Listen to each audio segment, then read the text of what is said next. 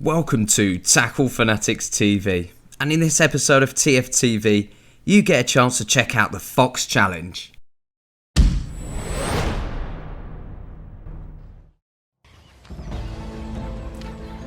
I'm Mark Pitchers, fishery owner, consultant and carp freak. Double bubble.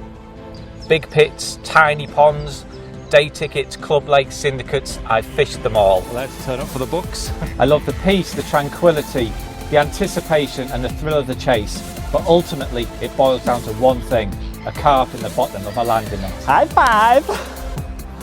I've been the traveller in Crafty Carper. I'm now the face of Total Carp's 20s challenge, so I certainly know a thing or two about catching carp under pressure. But I now face my toughest challenge yet. Carp fishing missions set by you on Fox's Facebook page. And once the guys at Fox select that challenge, I have no option but to accept. Can I do it? Yeah. Oh, we've got him. Yes. This is the challenge.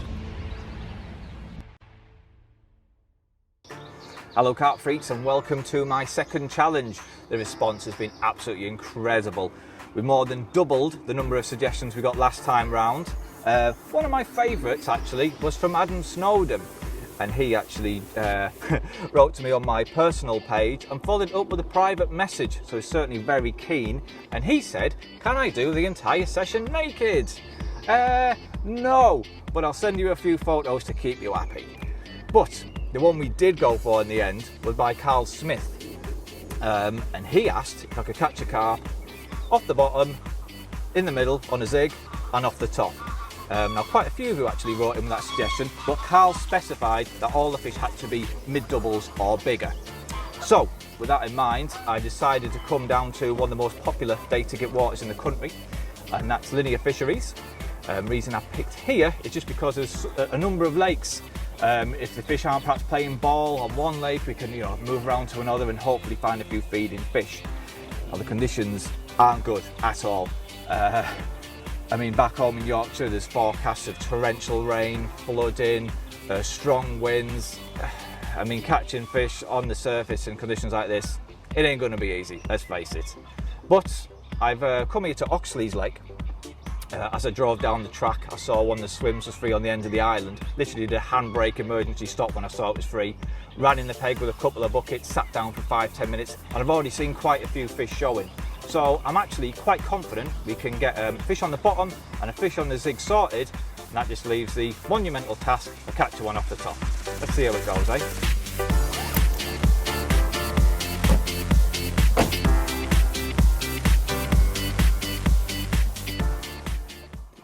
Well, there's quite a lot of fish in front of me, so I think what I'm going to do is try and get one on the zig. Now, ordinarily, I mean, we have actually got quite low air pressure.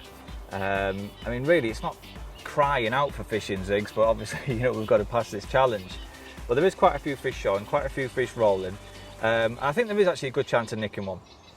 So what I'm going to do, I'm going to get the marker rod into play. I don't need to find any spot or anything like that in particular. All I'm wanting to do is just cast it to the area where the fish have been showing and just get an idea of the depth, so I can set the zig at whatever depth I feel they're going to be at, which I think is probably going to be, I don't know, top third of the water. So let's have a go and see what we got.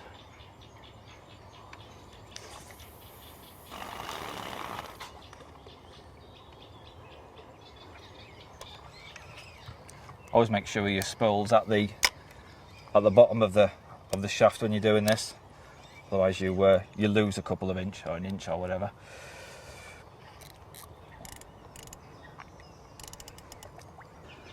So the marker float and the link is a foot, so that's 2 foot, 3 foot, 4, 5, 6, 7, 8.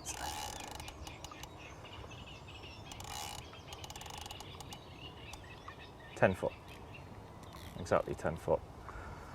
Okay, let's have a little cast to the right and a little bit beyond.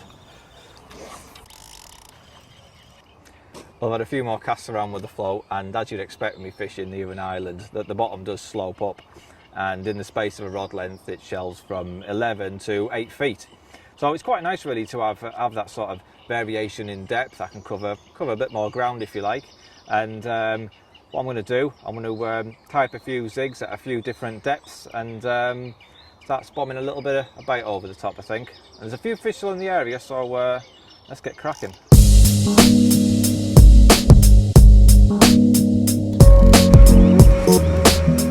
Well, I've got the rods clipped up to the float. I've got the spawn clipped up as well. All I did was just take off the spawn, put on a small lead, 2 or 3 ounce lead, cast out to the float just to get the distance right and put it in the clip. And then the end setup itself, I mean, doesn't really get much more simple. I'm just using an 18-pound Exocet main line straight through. Obviously no leaders, no tubing, nothing like that. Obviously there's no point if you're fishing with a 8, 9, 10 foot hook length, so there's no need for it all to be pinned down out the way. So I've got the 18-pound Exocet, and I've got one of the slick lead clips. Quite heavy lead, it's a 4-ounce lead. Because I'm fishing with a long hook link, it can be a little bit cumbersome when playing fish. So I want the lead to discharge on the take, and the heavy lead does offer more resistance, so it does drop off more easily than a lighter lead would. To come down here, I've got one of the extra long anti-tangle sleeves. Obviously we're fishing with a really long hook link, so extra length of the anti-tangle sleeve does make it better for reducing tangles. The hook link itself is a 12-pound Zig and floater. And as we come down, where is it? I'm sure you've all seen them before. There's the yellow Zigger liner. Quite a big hook, size 6 armor point SR hook. You may ask why I'm using an outturned eye with the intern of the Zigger liner. Well, I just find it creates the absolute perfect angle. It ensures you've got still a wide enough gape for the hook to catch hold, and you've still got much of an intern coming away from the liner there to maximise the hooking potential. So that's my favourite hook pattern anyway. And little yellow foam, and all I'm going to do before I cast out is just give it a dip in the beetling and black currant. When I'm fishing and I'm spodding over the top of zigs, I do like to flavour them. I just think it draws the carp's attention to the hook bait much quicker. There you go, that's all it needs. That's boosted to the max. So let's get it out there.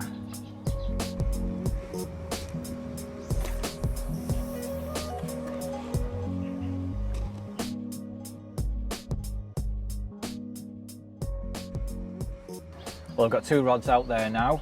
So what I'm going to do is spot a little bit of, I was going to say munger. I actually physically stopped myself from saying munger.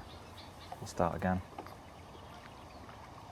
Well, I've got 2 rods out there now on zigs. So what I'm going to do now is swam a little bit of mix over the top. And this is what I'm going to be using. It's Hinder's nut sludge. And I prepared this last night. Covered it in boiling water to allow all the particles to soak up the water.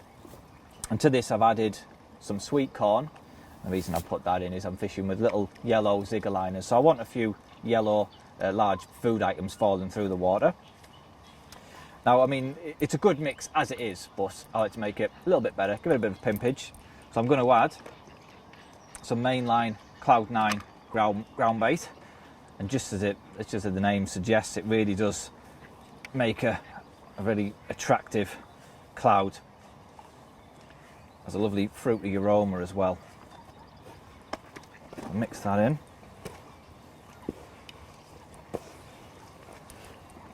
Try and get right down to the bottom.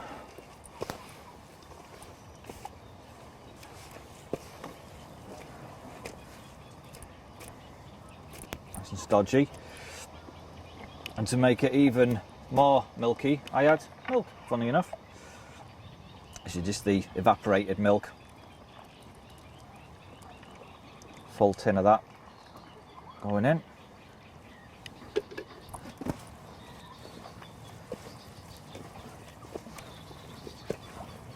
And that really will kick out a really attractive milky white cloud for the fish to home in on. If I throw a bit in the edge, you'll see it in full effect.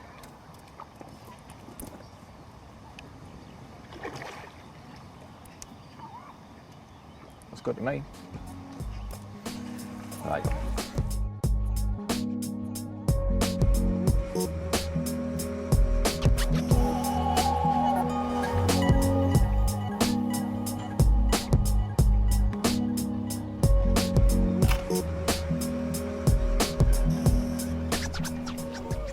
Well, although we've got the zigs in play now, conditions really do lend themselves more for fishing on the bottom. We've got a low pressure system, quite a decent wind blowing. Obviously we had all the rain last night, it's forecast more rain today. And like I say, if I'm honest, I am expecting to get more action on the bottom. So what I'm going to do, I'm going to put one rod towards the island in the slightly shallower water. It's about sort of 7-8 feet. And this is the rig I'm going to use. I've got a leader, a 6-foot leader of the new trans-khaki fluorocarbon material. This stuff, honestly, it sinks like a brick and it is virtually invisible in water. And I'm not just saying it, I'm convinced it's put a few extra fish my way since I've started using it in the past few months. I'm using again one of the small slick lead clips, and again a 4-ounce lead. I like to just use heavy leads. I think it aids the hooking, and also the extra resistance it does ensure the lead generally drops off on the take. And there's a few snags around there on the tree, on the branches. They are going underneath the water, so I do want to lose the lead if I have to pull a fish through the branches. I have a small trans-khaki anti-tangle sleeve, and then I have a 6-inch hook link, which is 15-pound Fanatics soft, going down to a size 4 armor point SSBP hook, short shank beak point hook. I've got a little bit of silicone there over the eye and also down the shank to secure the hair in place and create a bit of a blowback effect. And the hook bait, it's one of the cornball systems that they're called. They come with like a little stack of 3 grains of artificial corn, and I've just trimmed it down, so I've just got 2 grains of corn there, and they are absolutely critically balanced. They sit lovely. In fact, it's just really the weight of the hook that holds them down. They kind of sit like that, wafting around all enticingly, and I'm hoping it's going to do the job. Well, I'm about to commit what I see as the ultimate carpy crime. 2 different bobbins on the same setup. But it's for good reason. Although my OCD is screaming at me. What we've got here, we've got the Springer arms that I'm fishing with the zigs. Now it's important to fish a really tight line, because we're fishing with such a long hook link. It gives the fish a lot of room to play, a big arc in which to move. By fishing a really tight line, as soon as the fish tightens that hook link and dislodges that lead, an indication will be transmitted back immediately. Now the other rod I'm fishing on the bottom, that's just fished in sort of 6-7 foot of water close to the island. There's no need to have springbow tight lines going up there, so I'm just going to fish it on a semi-slack line, which will provide sufficient indication in this situation.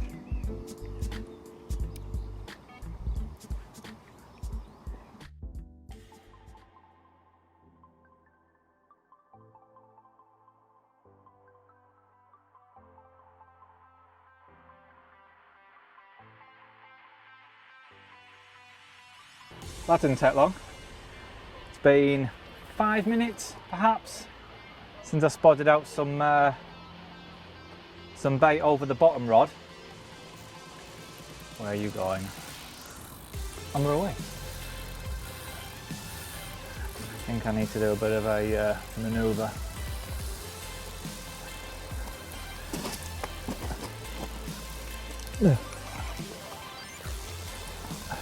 No need to stress. That's all it is. Okay. I forgot my net. Come on, as long as you're over, what, 14, 15? What's a mid-double? 14. Yeah. Some would say 15's a mid-double, but that's just being a bit picky. I'd even say 13 and a half. I did 10.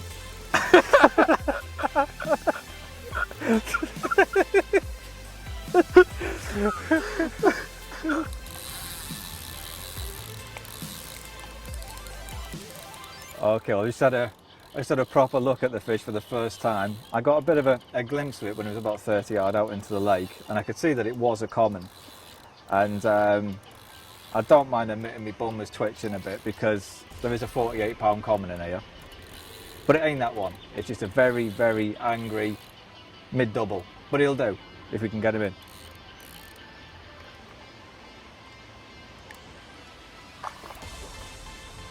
It's a bionic double. Look at it go.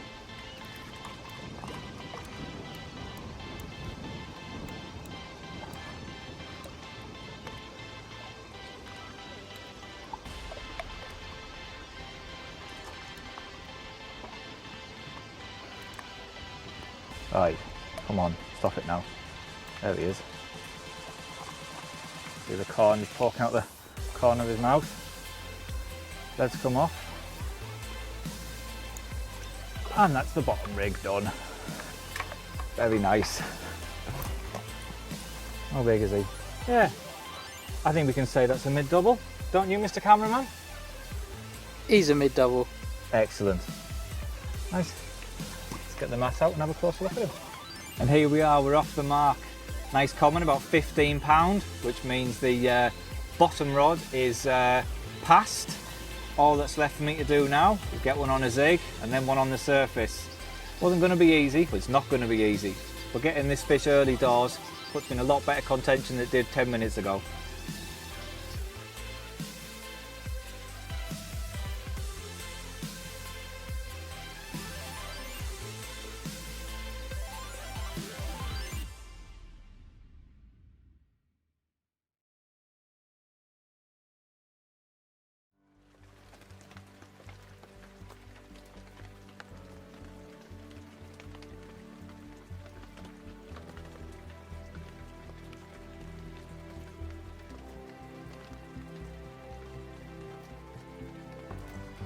Well, it's about 6 o'clock now, and after that fish we had earlier, I've really not seen a great deal in the area at all. But the fish I have seen seem to have pushed down to my left on the end of the wind. I think any fish that were here have now moved through and they're all sat down the corner to my left. Really not getting any vibes at all, if I'm honest. I'm just not feeling it, and my gut is telling me just to move. But, I mean, this lake is absolutely Sergio. It's rammed out and there is no other options here. So, I think all that I can do is move lakes. I've had a quick little tour around some of the other lakes on the complex. Had a drive over to B1, and there's quite a lot of fish showing there. I can't, once again, I mean, this is half-term week, so it's a busy time, and again, where the fish are showing, all the swims are taken. But there's swims close-ish by.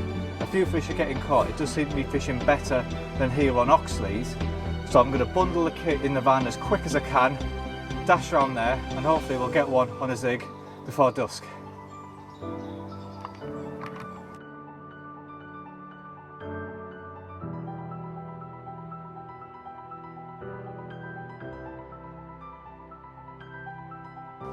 Well, here we are over on Brasenose 1. Just managed to get all 3 rods out on zigs. It seems a bit crazy in my head because all my carpy instincts are shouting at me to be fishing on the bottom. We've got a mega low pressure just coming in. It's fairly cool, windy, drizzly, perfect for fishing on the bottom. But, well, we'll give it a go, eh? I've got one on a yellow zigger liner, fished in sort of the bottom few feet. One a little bit higher up on a black zigger liner, and one with a bit of a black and yellow combo going on. So I shall remain optimistic more than confident, but we'll give it a go. Anyway, I think it's time for Harry the cameraman to get the pizzas ordered. He's nodding, that means a yes. See you later.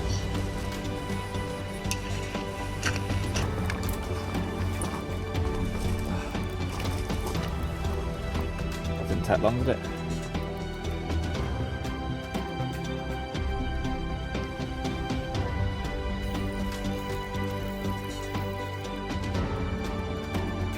There it is. Oh, the net's stuck.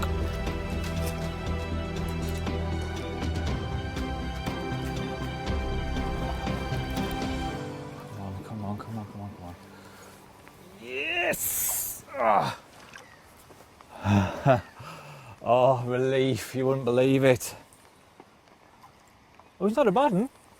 Bigger than I thought, actually. It's a 20-pounder.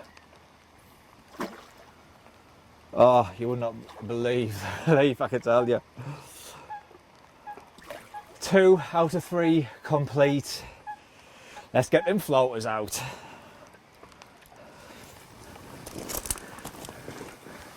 There it is.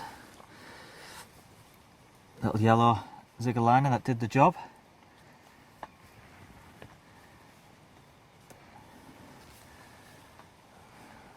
That's all it was.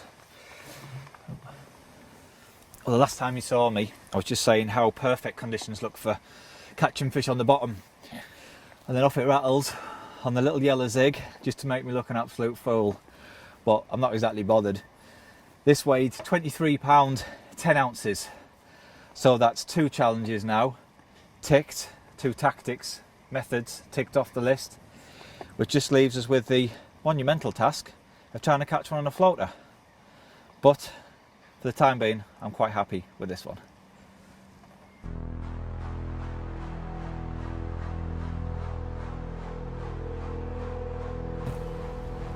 I've hooked a fish at about 80-yard range, and from the second I picked up the rod it just kited to the right, and I'm now kind of I'm almost in the next swim down really. I'm just trying to persuade it to go back into open water.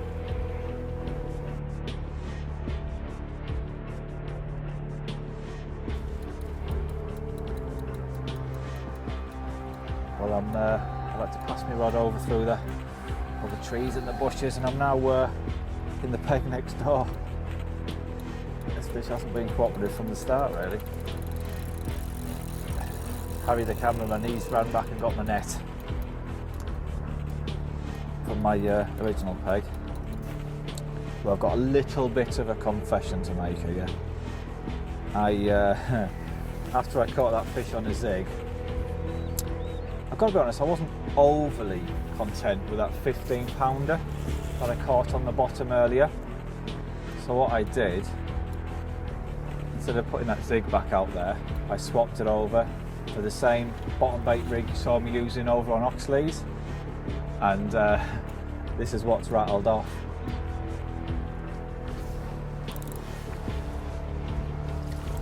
Here he comes. It's a pretty scaly fish.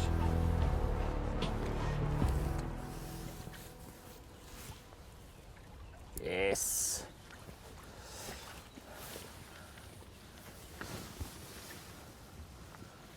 Oh, he's nice. Have a look at him.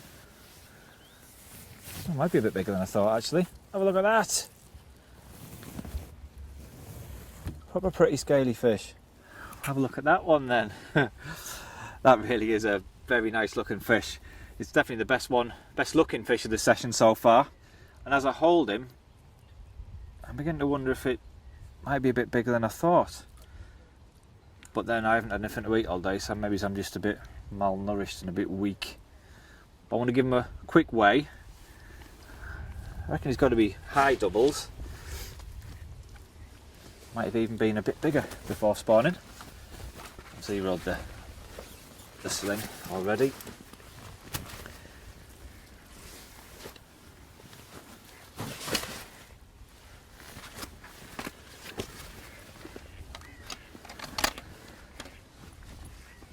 Right, what have we got?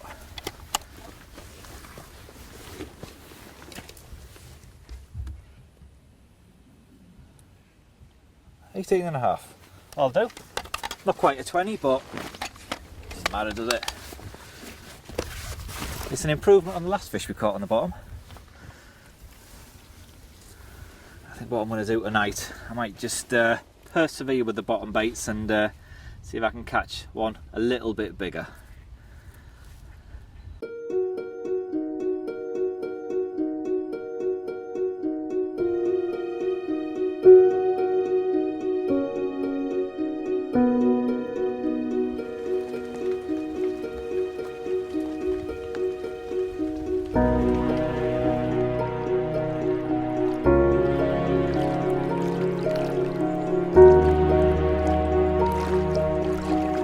Good morning.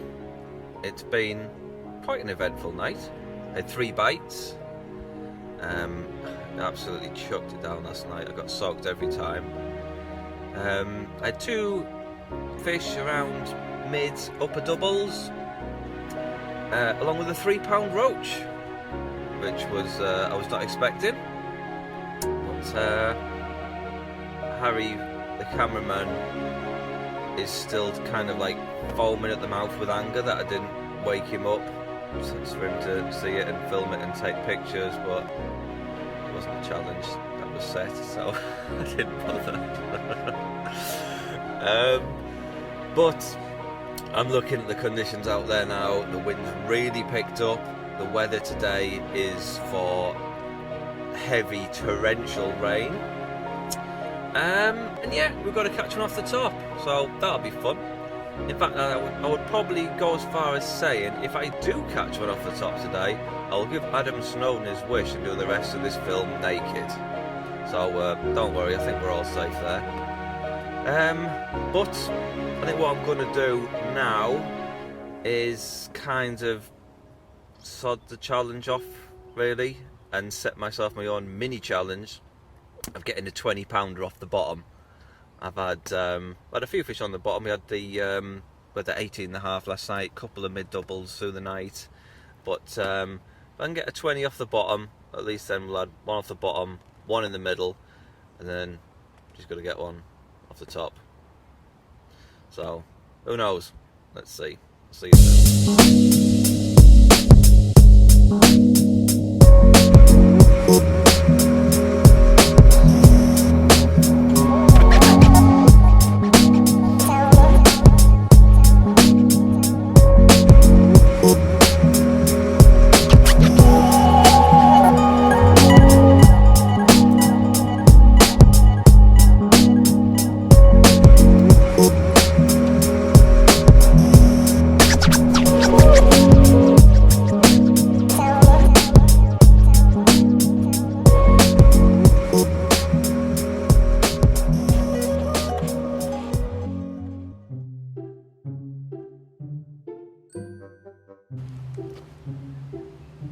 There's a duck just stood in the middle of the woods for no reason whatsoever.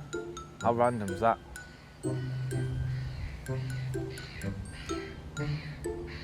There's no point. All descended from dinosaurs, that's what it is. It's going back to its predatory instincts. Looking for food, looking for prey. Back from when it used to be a velociraptor a few years ago. Got his eyes on something. Probably a vole or something. What are you doing? I'm taking photos of my kettle with the rods in the background. Right. Why? Carp, innit? Is it? Yeah. That's in this day and age, it's the height of carpiness. There you go. This is the image. Very carpy. More steam, more carpy. There we go. It's like drinking tea. The more tea you drink, the carpier you are. You've got to literally drink tea till your bladder explodes. That means you're really carpy. What else is carpy? Sleeping under the stars during a quick overnighter, even if it's raining or frosty, that's carpy. Rolling your hook baits on the bank and boiling them in a pan on the bank, that's carpy. Spray painting stuff, ruining it effectively, but also carpy. What else is carpy? Chunky knits, they're carpy. In the height of summer, you lose your body weight in sweat a day, but damn, you're carpy.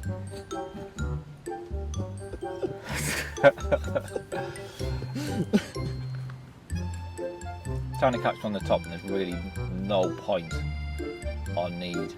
That's carpy. I think the carpiest thing I ever heard. This is carpy. Feeding the ducks your boilies, so when the poo into the lake, the carp eat the poo and get a taste for the boilies. That's just so carpy. Someone said that? Yeah. Yeah. Really? Yeah, they need locking up.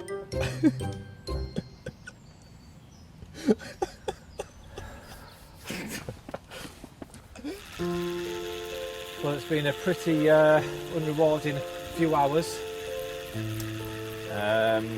With nothing else on the bottom, and the weather conditions have been pretty much exactly as predicted, although there's been a bit of a break in the weather, well, a break in the rain I should say, but the wind's been a bit stronger than what was originally forecast, and it's also quite a lot colder. It's probably temperatures are only sort of 12-13 degrees, so not great surface fishing weather, is it really? But it's still a challenge to do at the end of the day. So what I'm going to do now, I'm reluctantly winding in the bottom rods, and I'm going to go on a bit of a tour of the complex and just try and find any sort of area of sort of calm slack water, either on the lee of the wind or some sheltered little bay. Just anything, just where I'm just going to get a little bit of calm water, which will hopefully be a bit sheltered from the wind, and as a result a little bit warmer. And you never know, stranger things have happened. I might just pass this challenge yet. Let's see.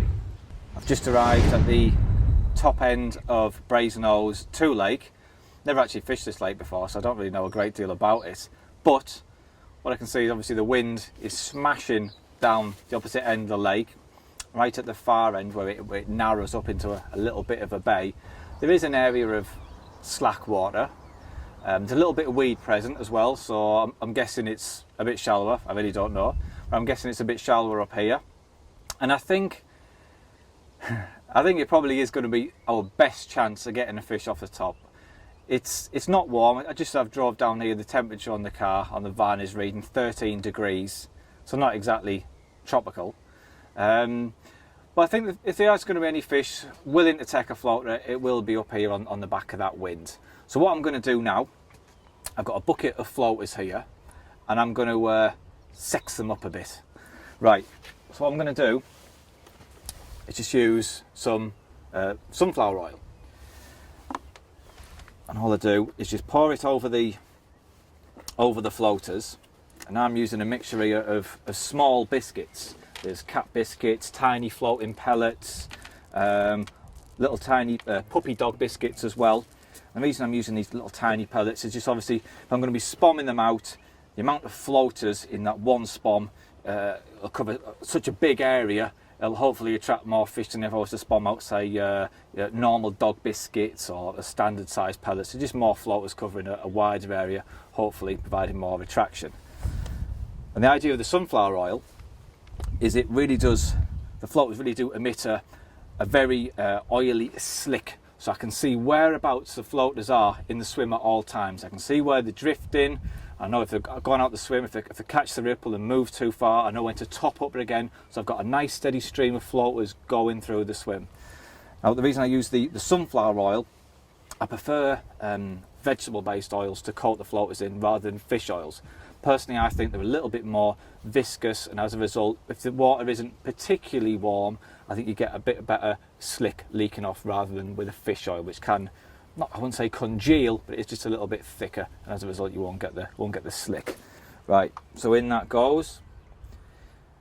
You want to put it in fresh rather than letting them soak in the oils. You want it to be coated all on the outside. You don't want it to soak up too much, because as soon as them floaters go in the water, I want the slick to be created immediately. Obviously, if they absorb that, they won't emit it till they start to swell up and sort of release it. So, give them a real good glaze. Mix them around so they've all got an even coating.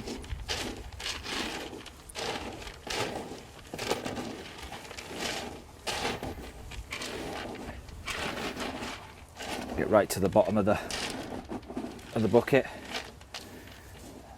and as you can see there, what carp could resist that, eh?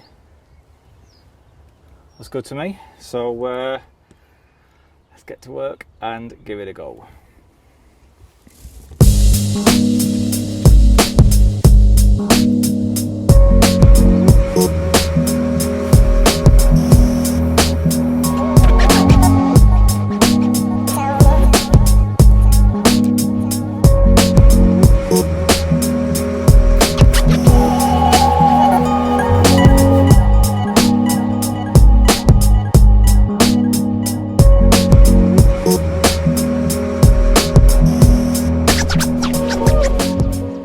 I never thought I'd find myself in this position.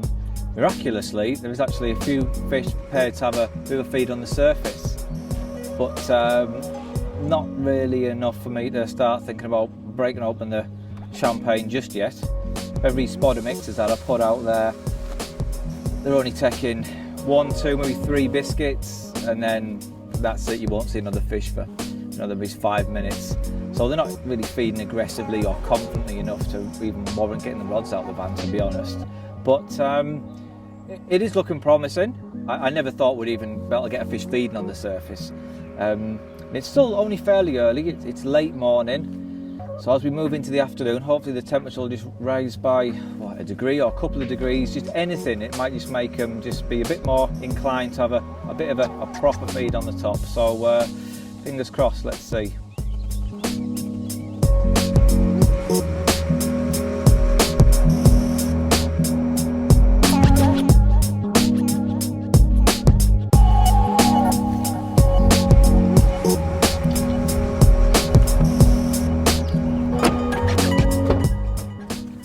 Well, Carl Smith, I hope you're pleased with yourself. That's my first challenge failed, but I always knew this one was going to be difficult. And when we set this challenge, it was about 3 weeks ago, conditions were perfect. It was really warm, summery conditions, and in the past couple of days, the temperature's taken a tumble. We had low pressure, lots of rain, lots of cold water going in the lake, and they just haven't responded to surface tactics. I mean, Linear's a brilliant venue, a brilliant floater venue as well, but conditions have to be right. And although other venues may well have produced fish on the top, on Linear, it just wasn't one of them times. But let's look at the positives. Managed to get a fish off the bottom quite quickly over on Oxley's. We then moved on to B1, got that 23 pounder on a zig, and it was a great fish to do that with. Then had a 3 pound roach, which I wasn't expecting, and if Harry the cameraman hadn't been so lazy and I got out of bed when I shouted him time and time again, he might have got that on film, but never mind. Plus I also didn't have to do the rest of the challenge naked, so woo, that's the result. But that's it for me now. I'm going to hit the road. Keep your eyes on the Fox Facebook page and also my page as well, and I'll be asking you for new challenges very soon, and hopefully next time I'll be more successful. Catch you then.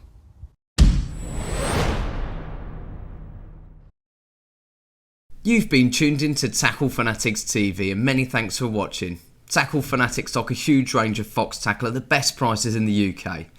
We also offer a huge range of tackle and bait from all the leading manufacturers. Tackle Fanatics also offer finance to make your tackle purchase more affordable. To view our selection or to apply for finance, log on to www.tacklefanatics.co.uk. Tight lines from everybody at TFTV.